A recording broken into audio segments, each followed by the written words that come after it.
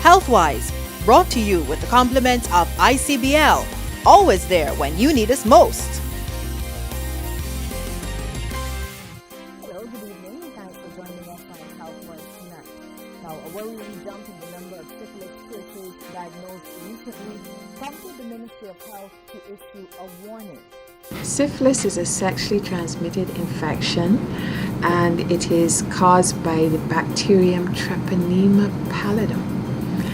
The sexually transmitted infection can be of various stages, but it can be passed by sexual intercourse, as I had said before, from the mother to the unborn baby in utero, and also in blood or transfusion products. But I am very pleased to say that in Barbados, because of the very rigorous testing that we do at the blood bank, contracting syphilis from blood or blood products does not happen.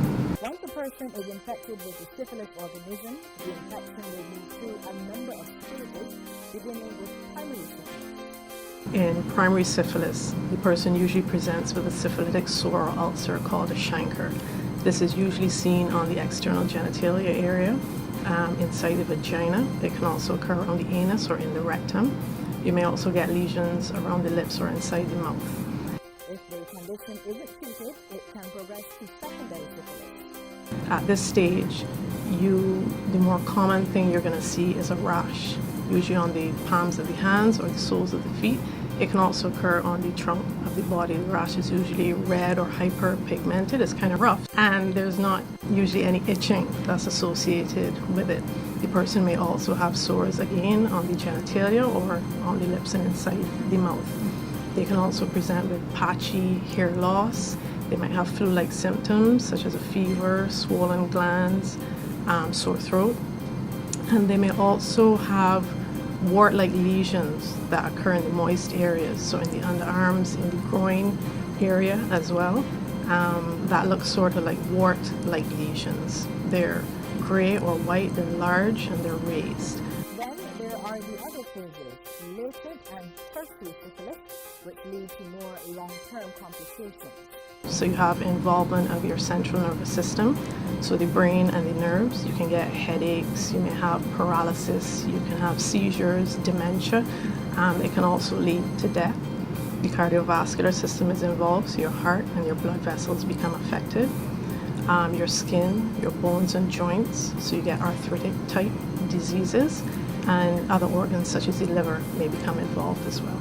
There's also a type of syphilis which is really quite dangerous. It could occur at any stage. It's neurosyphilis, and it affects the nervous system.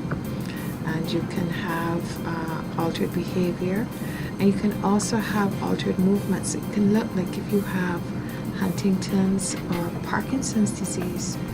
And because of our recognition that there have been increases in cases, we've been able to work closely with QEH, and we were able to detect and treat 4 cases of neurosyphilis.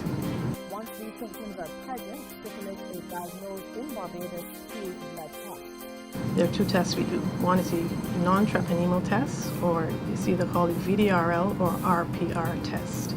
Also the treponemal test, which is your TPPA, or you have a fluorescent antibody test that you can do.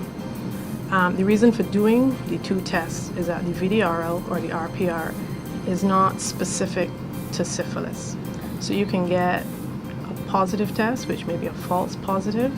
You can get a negative test, which may be a false negative test, because there are other diseases that can give you a positive VDRL or RPR test.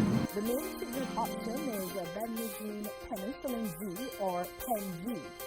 If you have any pregnant women who are allergic to penicillin, they need to be seen by a specialist so that they can be desensitized, whereby they're given penicillin at different doses, and they're monitored very carefully so that they don't develop an allergic reaction. And this is important because penicillin is the only thing that is going to get through that barrier to treat the baby as well as the mother. A mother who is not treated for syphilis runs the risk of having a stillbirth. The baby may die shortly after birth, or the child can have birth defects. And that's tonight's program. Thanks for joining us. Good night. Healthwise, brought to you with the compliments of ICBL, always there when you need us most.